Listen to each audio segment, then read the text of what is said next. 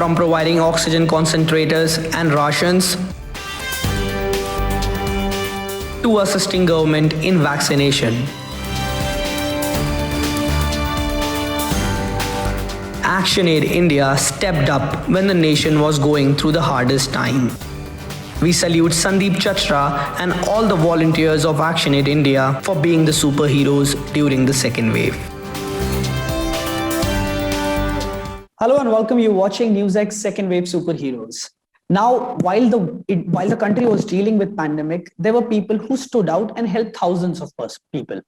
Today on the show, we have Sandeep Chachra, Executive Director of ActionAid Association and co-chairperson of World Urban Campaign. We welcome you to the show, sir. Thank you, and thank you for inviting me here, and greetings to all the viewers. It's nice to be here.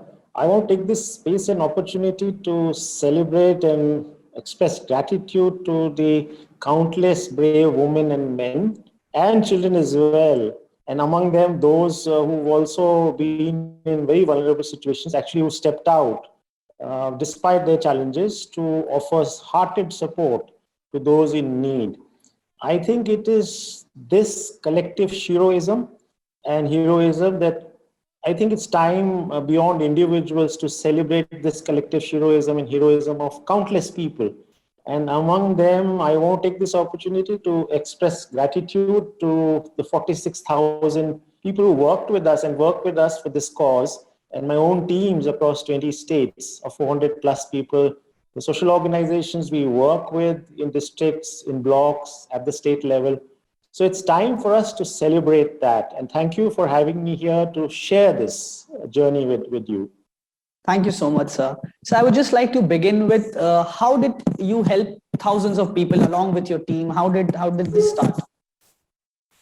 See, the face of the second wave is that of the oxygen cylinder, the face of death, the face of health, and it was essential to save lives and future. And that's what we've attempted to do in our way. We are a part of the wider ecosystem. In our own humble way, we've done precisely that. In the last month and a half, working together with the thousands of volunteers and teams that we spoke to, we've actually reached out. We set up initially with helplines and help desks. So we had helplines running in about 15 states, 71 help desks, which were offering support services, linkages to hospital beds, to medicines, to doctors. We even ran a doctor's helpline. A national one is still running, state ones are as well running. So that's what we did to link them up with doctors, medicine, oxygen cylinders, hospital beds, and any other support that is needed, oftentimes ambulatory services. So that's what we did. If I sort of look at the last 2 weeks, we've had some 28,000 plus calls for support across these 20 states or so, 15 to 20 states. And we reached out in a minor way or a major way, actually, to over 24,000 people. So that's one of the first things we did. Among the very important and, I think crucial second thing that we've been doing, and it's unfolding still, is to strengthen the public health infrastructure and outreach. So at the district level, at the block level, and this we've done through the following. We've set up COVID care centers essentially across blocks and districts in partnership with district administration. Two days ago, our 16th such COVID care center was inaugurated in Dudhi block of Kushinagar district in eastern UP. So this was our 16th. We are in the process, and we began this about 15 days ago, to distribute and support oxygen cylinders. And this is being done across 200 districts, 6,500 oxygen concentrators. Actually, not cylinders, concentrators and cylinders, both 6,500 concentrators are being reached out to district and block level, community healthcare centers, primary healthcare centers, other COVID facilities, even at the state level. Along with this are other items which are needed, the thermoscanners, the oximeters, the PPE kits for frontline workers, particularly for vulnerable workers. That's also we've been distributing.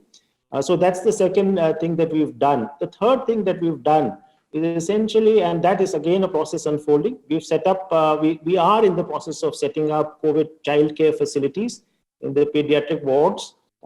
This is being set up in Patna this week. and then later in Madhupur in Jharkhand. And we have plans for 3 more such facilities. So in total 5 for now, may expand depending on resources that we are able to solicit.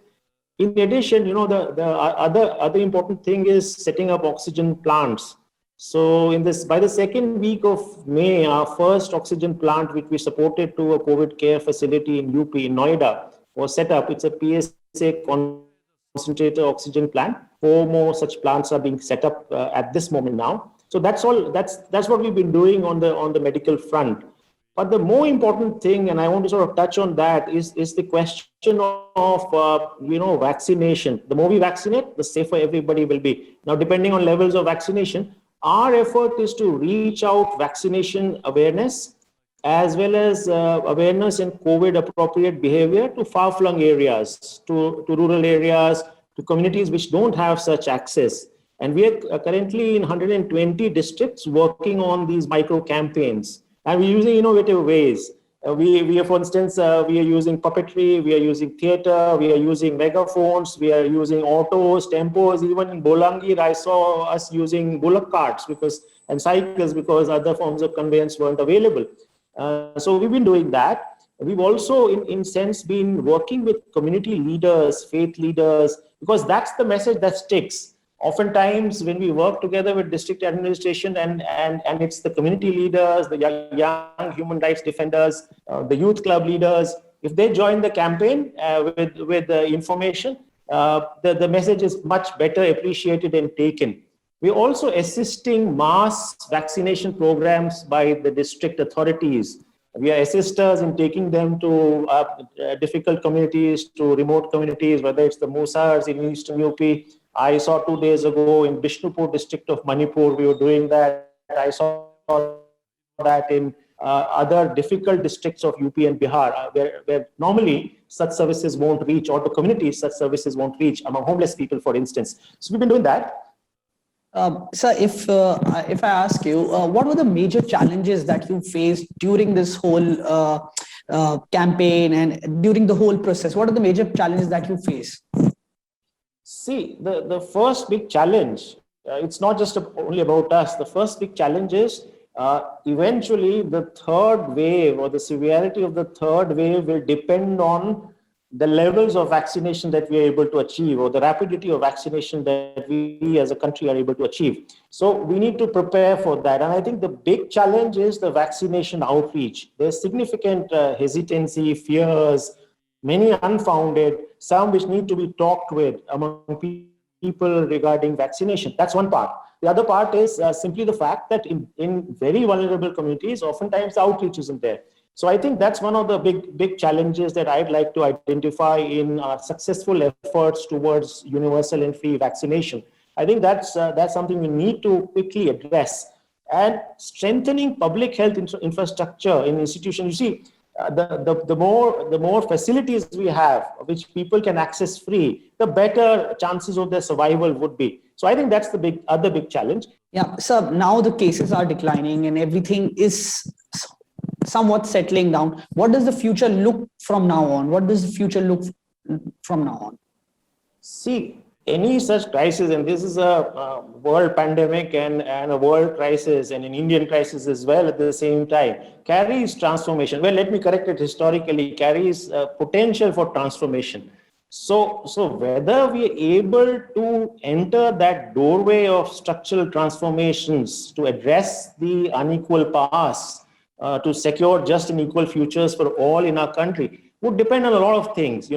Crying out, for instance, is a tall need for a caring society.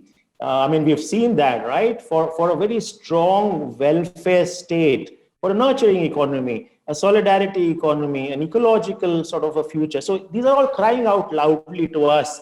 And this means that in order to enter that doorway, great societal leadership, transformative leadership is needed. I'm optimist, and I feel optimistic that such will happen.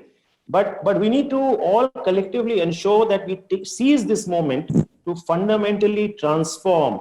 And in doing so, let's also not forget that histories have been very unkind to millions, have been very unequal to millions. So we must ensure that unequal histories don't lead to unequal futures, and that we see the possibility of equal futures, a just and equal society for all.